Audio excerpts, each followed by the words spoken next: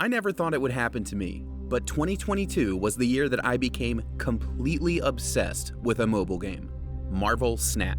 Like a gambler at a poker table, that urge to play just one more game kept me glued to the cards for match after match after match. I have had so much fun playing this game, and it's reignited the Marvel fan in me. I won't pretend to be some wiki-level expert on superheroes. I've read comics on and off throughout my life, I've seen everything the MCU and DCU have to offer, but it pretty much stops there. So if Marvel Snap can capture my attention this much, then I feel confident saying that every Marvel fan should play it.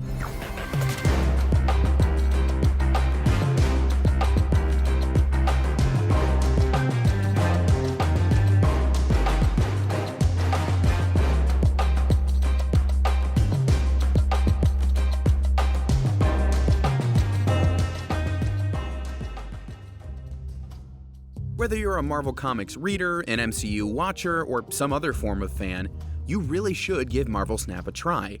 It's an incredibly well-made game. I'm talking Asgard-level quality. Did someone say Asgard? I've returned from your God of War video to discuss Marvel Snap. I can't stop playing this thing either, and I'm in it. See, even Thor endorses this one. Marvel Snap is full of iconic characters like him, but that's far from the only reason why I recommend it. That said, Marvel Snap's roster is a celebration. All your favorites are here, from Spider-Man to Iron Man to Captain America to Black Widow and everything in between. In fact, it's those in-between characters that show off that extra attention to detail. For a card game to be successful in the long term, you need a constant stream of, well, cards. There were around 200 available at launch, and from day one, the collection featured a lot more than just the heroes you see on big movie posters. Personally, Marvel Snap introduced me to several characters. I had never heard of the Infonaut before playing this game. The same goes for the likes of Angela, Blue Marvel, and many others. Similarly, there were characters I was aware of but never spent too much time with. The best example of that is Spider-Woman. Have I read any of her comics? No. Did she become one of my go-to cards despite that? Absolutely. And as a result, I now have a strong desire to pick up some of her stories and get to know Jessica Drew better. So Marvel Snap's card pool consists of both movie-level icons and lesser-known but equally exciting contenders. It's not just the mere inclusion of these characters that makes them feel so good, it's how they interact with the playing field too. The presentation here is top-notch. Cards activate with an animated flourish that makes each one feel unique. Armor covers the lane where you played her with red psychic energy. When Iron Man shows up to battle, his card doesn't just flip over and make your numbers go up. He declares his arrival, slams down onto the table, and doubles your strength by clamping down on your power score with his arc reactor. I am Iron Man. That flair makes every card move feel extra special, even in cases where the effects are similar.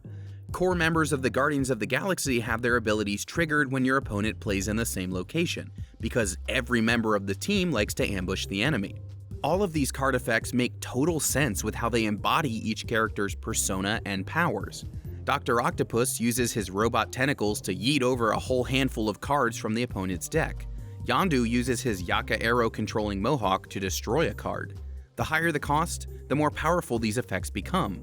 Iron Man's ability to double your power can't happen till almost the end of the game, and you can swoop in at the last minute with someone like Odin to make your cards do their special thing a second time.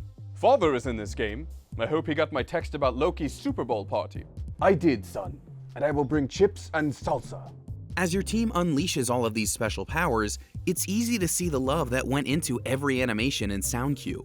Marvel Snap is gorgeous in motion, but it also looks just as good with still images. In the simplest possible terms, this is a virtual trading card game. Therefore, building up your collection and showing off all your favorite cards is part of the experience. I'm a dude born in the early 90s, so obviously I'm partial to Carnage. I know that putting him in my deck along with Nova opens up the door for a great power boosting combo. But as I've already said in this video, it's not just about checking off all your favorite characters. Every single card in your collection can be upgraded.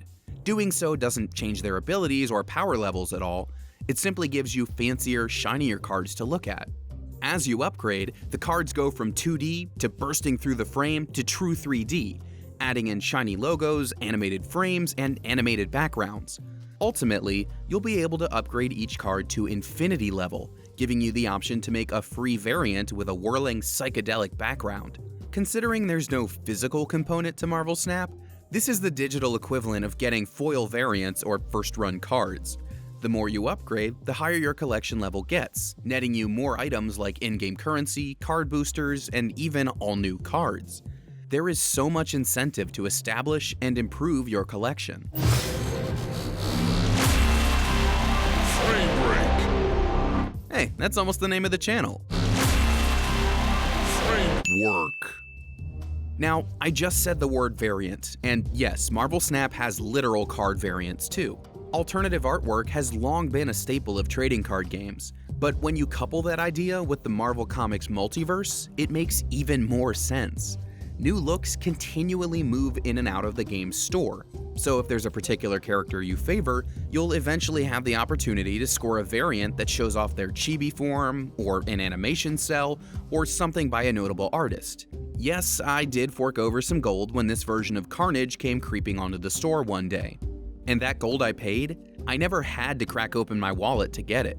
Part of the reason why I never sunk too much time into mobile games was because of the sea of microtransactions that have flooded so much of the market. But I'm happy to say that Marvel Snap has basically the least intrusive monetization I've ever encountered. There is zero demand to spend any money in this game, though picking up the season passes has been well worth it. I've seen the likes of Black Panther and Silver Surfer make their way into the game through a season pass. And considering the game is free to play otherwise, I viewed spending the money as more of a thank you to the developer than anything else. I wanted to support the continued development of the game with my wallet. And just to state it plainly, I don't do any sort of sponsorships on this channel, so I have zero reason to tell you to spend or not spend money on Marvel Snap. I'm just a big fan. The halls of Asgard are filled with gold, but I do not wish to be a whale. You couldn't pay to win Marvel Snap like that anyway. The same cards and the same strategies are open to all players, regardless of any money they spend on it. I've spent all this time talking around the card game itself, so I should probably get on that.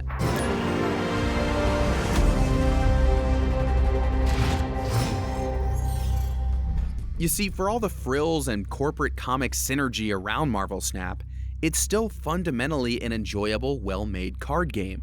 The goal of each match is simple: win at least 2 of the 3 locations by having the highest power score there.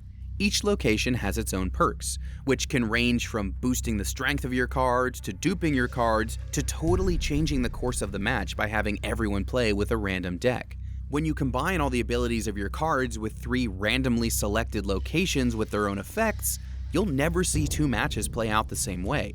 Some cards like Scarlet Witch can even transform a location mid-match. By being subjected to these variables, you're forced to build different kinds of decks. It's very common to see strategies built around themes of discarding, moving, or destroying your cards. If I may call out my boy Carnage one last time, his power to consume other cards opens up some great strategies that resurrect Winter Soldier and summon Angel from within your deck.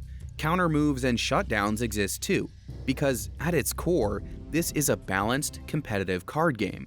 Anything you can do, your opponent can do too, especially if it's, Kratos himself. He's still alive, and he found his way into the Marvel realm. One thing I absolutely adore about this gameplay loop is that it mimics the very battles we read about in Marvel Comics and see play out on the big screen with the MCU. Each location represents a place that these characters are fighting over. You, as the card player, are sending in troops to each base, building an Avengers-style team of your own. As deeper strategies open up, you can start to visualize what these moves might actually look like in a Marvel production. Iron Fist alley-oops Multiple Man to another part of the battlefield, so his clone can fight enemies farther away. By the end, Vulture and Heimdall have swooped in to help guide even more cloned mutants to victory. This isn't just about synergy during the match and ranking up after.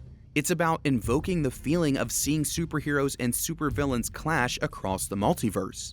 Everyone loves a team-up. That's something I've talked about before, and Marvel Snap puts you in direct control of one. That feeling starts with deck building. If you want to see the likes of Ant-Man, Enchantress, and America Chavez work together, you can make it so. Building a new deck and getting a win with it feels so satisfying, and you can achieve that every time you decide to try out a new card in your strategy. I was excited to finally add Thor to my deck, because the potential for surprising my opponent with Mjolnir a few turns later was too good. Thank you. I felt very strange standing here without it. To me, Marvel Snap represents everything that I once loved and now love again about comics. It's the total package, one that embodies Marvel in every way. At the surface level, this is accomplished with its massive roster of cards. Marvel has decades of stories and series to pull from, and between all the top-tier heroes and lesser-known characters, I can't see them ever running out of new faces to bring to the game. Add all those variants, and I dare say there's a potentially infinite number of new things to unlock. When you play these cards in battle, they don't just plop down on the table. Marvel Snap is packed with style, from the way each card looks to the way it activates, moves across, and even alters the battlefield. As exciting as the game is to look at, it plays just as brilliantly. There are deep strategies here, and each one represents a clash between comic book characters or a team-up of some of your favorite heroes. On top of all that, you don't have to spend a dime if you don't want to. I never thought it would happen to me, but 2022 was the year that I became completely obsessed with a mobile game. Marvel Snap isn't just a shining example of what a phone game can be, but also a wonderful representation of Marvel fandom and why its comic book battles are so exciting. If you're a Marvel fan at any level, you owe it to yourself to give it a go. Victory!